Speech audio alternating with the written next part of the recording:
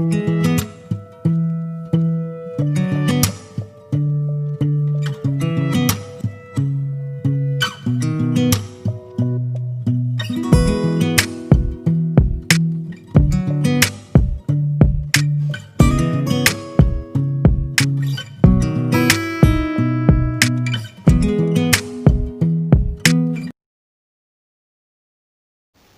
students and welcome to our class.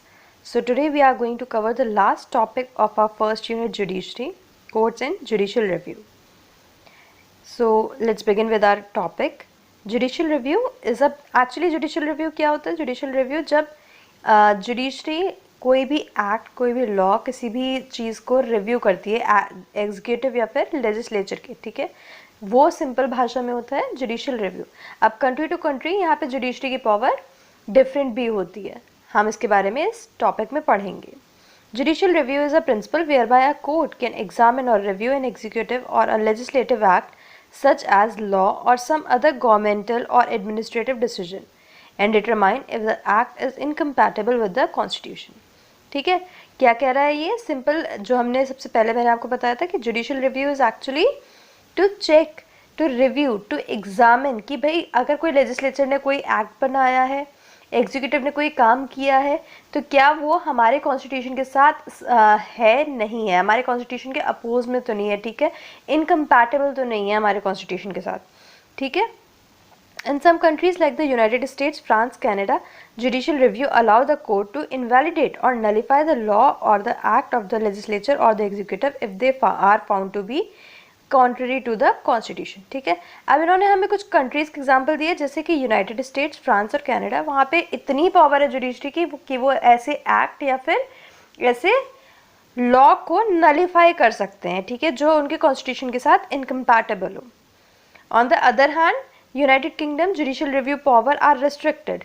ठीक है, United Kingdom में जुडिशरी की जो जुडिशियल पावर है, जुडिशियल रिव्यू की पावर है, वो लिमिटेड है. ठीक है, वो यूएसए या फ्रांस की तरह अनलिमिटेड नहीं है कि वो उसे नलीफाई कर सकें. The courts do not have the authority to nullify और invalidate legislation of the parliament. क्या कह रहे हैं यहाँ पे कि उन्हें उसे नलीफाई करने की अथॉरिटी नहीं है. Likewise, there may be other countries where court may have different kind of restriction or may review only one branch. ठीक है, और वो बोल रहे हैं कि ऐसे कंट्री टू कंट्री ये बात डिपेंड करती है कि कौन सी कंट्री अपने कॉन्स्टिट्यूशन में अपने 3 ऑर्गन्स में से जुडिशरी को कितनी पावर देती है. जैसे कुछ कंट्रीज़ ने बहुत ज़्यादा पावर दे रखी है that they can even nullify such law. कुछ कंट्रीज़ में जैसे कि यूनाइटेड किंगडम में इतनी पावर नहीं है. अब कुछ कंट्रीज़ में ऐसा भी हो सकता है कि वो बोलें कि सिर्फ आप एक ही ब्रांच के एक्ट्स को रिव्यू कर सकते हैं और दूसरी ब्रांच को नहीं कर सकते. सपोजिटली सिर्फ आप एग्जीक्यूटिव के एक्ट्स को रिव्यू कर सकते हैं, लेजिस्लेचर को नहीं कर सकते, या फिर लेजिस्लेचर को कर सकते हैं. So it depends country to country. Separation of power क्या होता है? सेपरेशन ऑफ पावर जहाँ पे हमारी 3 ब्रांचेस है, मेन ब्रांचेस, और उनको डिस्टिंक्ट पावर्स मिली हुई हैं. They have separate powers. ठीक है, the doctrine of separation of power ensures that each branch has distinct power and responsibilities based on organizational scheme of the constitution. Furthermore, constitution provides check and balance so that no one branch exercise its supremacy over the other or misuse the power provided to them. क्या कह रहे हैं? पहले तो यही कह रहे हैं कि भाई कॉन्स्टिट्यूशन तीनों ब्रांचेस को पावर देता है, बिल्कुल डिस्टिंक्ट पावर देता है. ठीक है, और उसके बाद ये जो हमारी उसके बाद हमारा कॉन्स्टिट्यूशन क्या देता है कि हम लोग उन्हें चेक और बैलेंस करें. ठीक है, ताकि कोई भी एक ब्रांच, ठीक है, अपनी पावर्स को मिसयूज़ ना कर सके, सुप्रीमली यूज़ ना कर सके. ठीक है, अपनी सुप्रीमेसी ना क्रिएट करने की कोशिश करे, मतलब कि अपने आप को सुपीरियर ना बनाने की कोशिश करे. ठीक है, in this way, बीच का थोड़ा सा पैराग्राफ रिपीटेड है, so we'll continue further. In this way, each branch put a check on the other whenever there is an encroachment or conflict of power among them, and thereby preventing any concentration of power in one branch. ठीक है, अब ये तीनों आपस में इनका check और balance चलता है. तो अगर कहीं पे भी कोई भी ब्रांच अपनी पावर से ज़्यादा हटके आगे बढ़ने की कोशिश करती है, कोई भी जो उन्हें नहीं करना चाहिए वो काम करने की कोशिश करती है, तो there is a check and balance, और जिससे कोई पावर का कंसंट्रेशन नहीं होता, सब कुछ वेल बैलेंस चलता है। सेपरेशन ऑफ पावर में हैव फ्यू एडवांटेजेस। अब हम लोग पढ़ेंगे कि सेपरेशन ऑफ पावर के कुछ एडवांटेजेस भी हैं, जैसे कि it allows for liberty as it avoid concentration of power. सबसे पहले तो इसकी वजह से किसी एक ब्रांच के पास, किसी एक ग्रुप ऑफ पीपल के पास सबसे ज़्यादा पावर नहीं जाती है। इट प्रमोट्स एफिशिएंसी, इससे हम लोगों की एफिशिएंसी बढ़ती है, कंट्री की एफिशिएंसी बढ़ती है। भाई सब लोगों को डेजिग्नेटेड है कि हम लोगों को ये काम करना है, तो वो उसी पे फोकस करेंगे। सो which eventually leads to higher efficiency. It facilitates and enriches democratic discussions through the power of check and balance of each branch. ठीक है, ये check and balance की वजह से बहुत ज़्यादा democratic system रहता है। ठीक है, the power of judicial review allows judiciary to safeguard the checks and balances and to ensure separation of power of the other two branches. ठीक है, क्या करता है जुडिशरी? एक तो वो सेफ गार्ड करती है, किससे? चेक एंड बैलेंस वाले उसको रिव्यू से वो क्या करती है? वो चेक करती है भाई कहीं अपने किसी एक्ट में लेजिस्लेचर ने अपनी पावर्स को मिसयूज तो नहीं कर दिया, या फिर अपनी पावर से एक्सटेंड तो नहीं कर दिया, कुछ ऐसा तो नहीं कर दिया which is incompatible to the constitution. ठीक है, वो चेक करती है जुडिशरी, प्लस वो चेक करती है कि कहीं पे भी कंसंट्रेशन ऑफ पावर ना हो जाए। Another related concept is the doctrine of division of power between federal or center and state or provinces. अब ये क्या कह रहा है कि एक और होता है हमारे पास कॉन्सेप्ट। कौन सा concept? Doctrine of division. As per doctrine of division, doctrine of division क्या होता है भाई? जो हम लोग फेडरल सिस्टम अपनाते हैं गवर्नमेंट का, ठीक है, कि सेंटर और स्टेट की गवर्नमेंट अलग अलग होती है। ठीक है, that is doctrine of division. The doctrine of division of power stipulates and delimits subject matter or item on which the federal government and provincial state government have power to make law. As per doctrine of division, कुछ matters हैं जो बहुत clearly mention किया जाता है कि कुछ matter हैं जिस पे centre will be taking decision, कुछ मैटर हैं जिन पे state will be taking decisions, और कुछ मैटर हैं जिन पे दोनों डिसीजन ले सकते हैं। द स्कीम में also involve common items on which both government may have power to make laws. ठीक है, court have judicial review power to declare any law as unconstitutional if it is enacted by breaching the demarcation. Demarcation का मतलब क्या है भाई? कि अगर कोई चीज़ है जो फॉल करती है भाई स्टेट की कैटेगरी में, कोई ऐसा मैटर है जिसके बारे में डिसीजन लेना चाहिए स्टेट को और उसके लिए सेंट्रल गवर्नमेंट ले लेती है, तो उसे ब्रीच किया जा सकता है, उसे अनकॉन्स्टिट्यूशनल करार दिया जा सकता है, और उसे फॉलो ना किया जाए।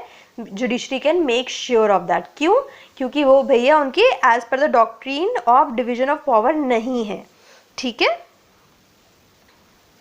Now we have scope of judicial review in India.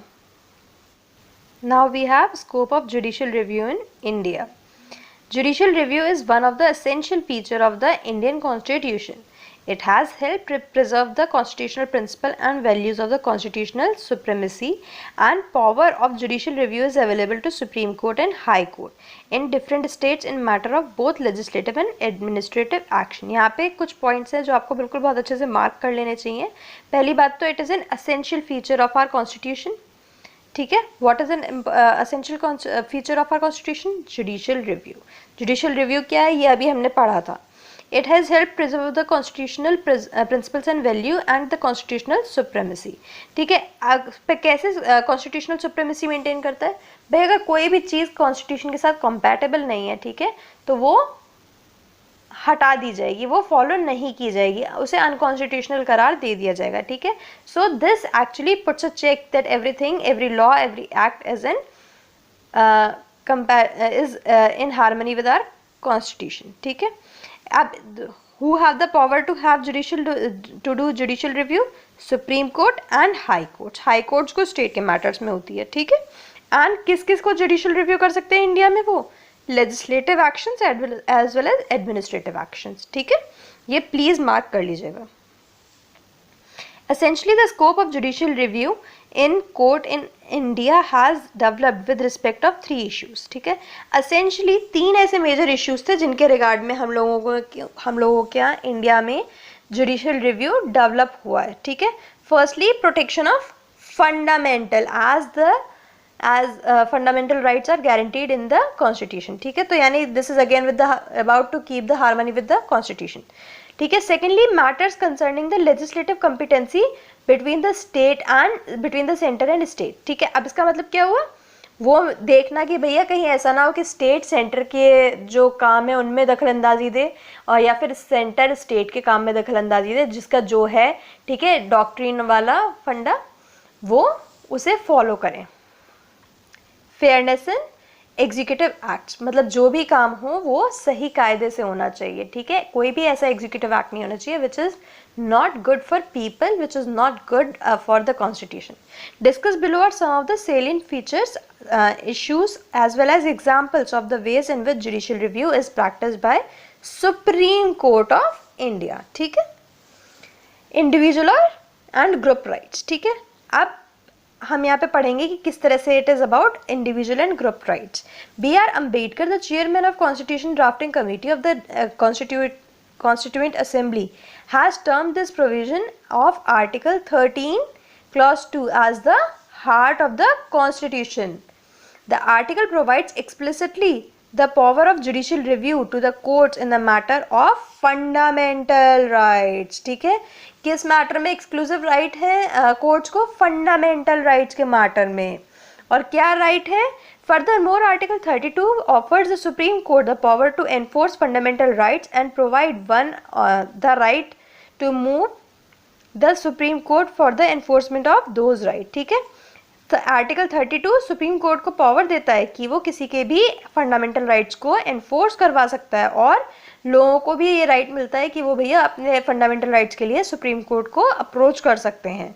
From this article the supreme court derives authority to issue directions or order or writs in the nature of, इस आर्टिकल के अंतर्गत, इस आर्टिकल के under supreme court को authority है issue करने की directions, orders और rights of the nature habeas corpus, यानी कि order to release of person is unlawfully detain who is unlawfully detained, ठीक है। ऐसे लोगों को जिनको, अगर आपने किसी को भी अनलॉफुली डिटेन कर रखा है, अपनी कस्टडी में कर रखा है, तो you can use habeas corpus and we will have to release that person. Mandamus, that is the order to a public authority to do its duty. अगर कोई पब्लिक ऑफिसर, कोई पब्लिक ऑर्गेनाइजेशन अपना काम नहीं कर रही है, ठीक है, तो उन्हें डायरेक्ट करना, उन्हें बोलना, ऑर्डर देना कि भैया अपना काम कीजिए as per you are asked to, as per your duty asked for.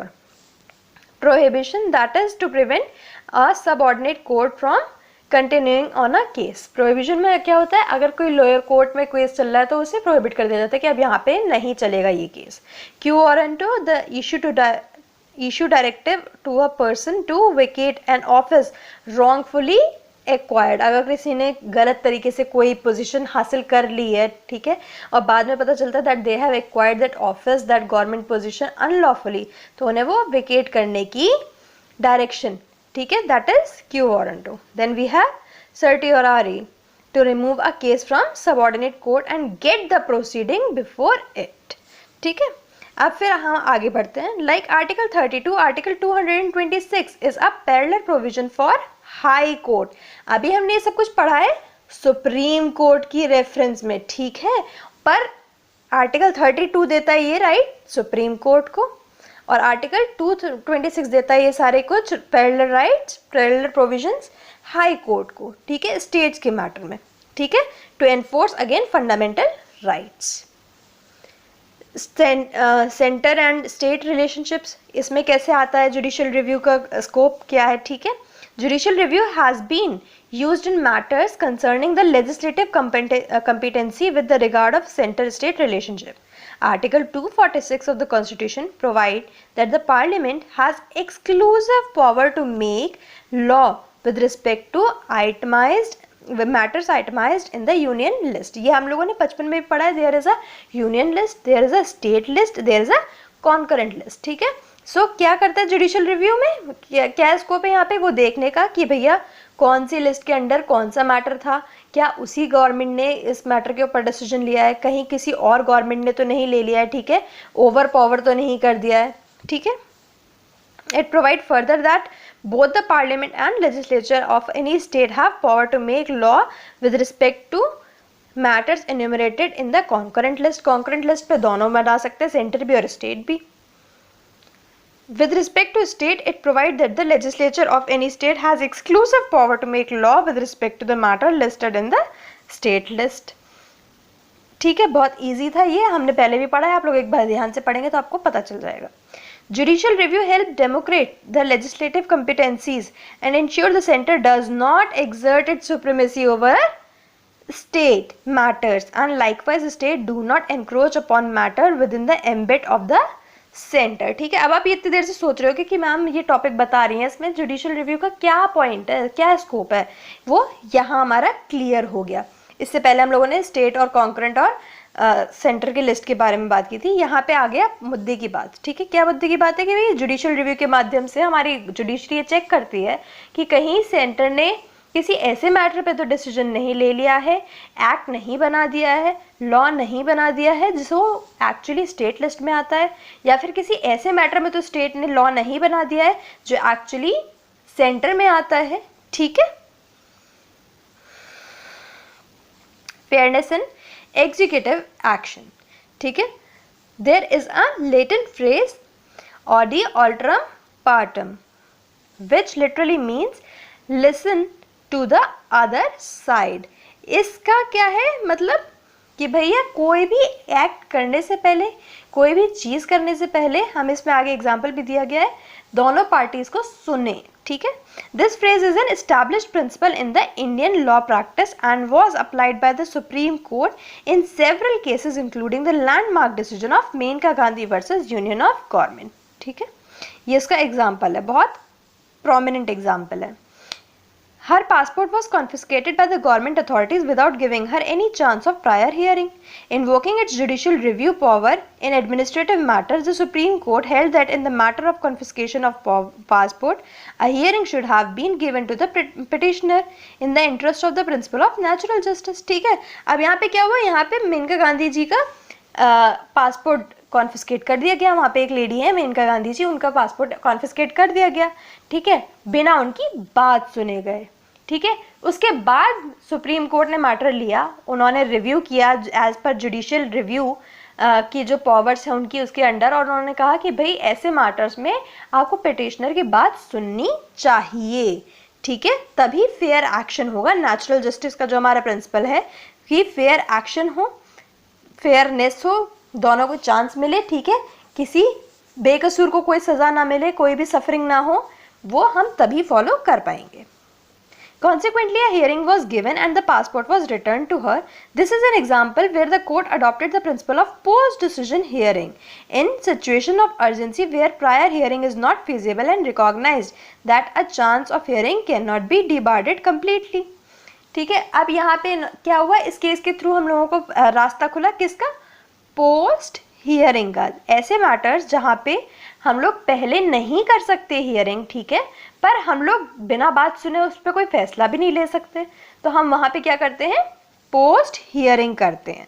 ठीक है, to deal with the question of secrecy and related inefficiency and corruption on the administration, court have adopted the judicial method of requiring disclosure of reasons in support of any order or decision delivered by the administration. ठीक है, अब कोई चीज़ पे administration बोलती है कि भैया हम इसमें हम आपको हमने ये काम क्यों किया है, कैसे किया है, ठीक है, इस बारे में we want to keep it secret, ये नेशनल सीक्रेट है, या फिर कोई भी बात है, अर्जेंसी है, जो भी है.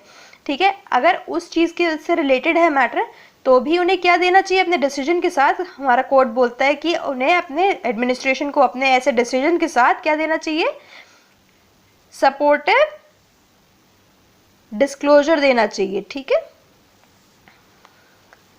furthermore judicial review of disclosure requirement deters the practice of arbitrary action by the official and offer legal safeguard to the victim.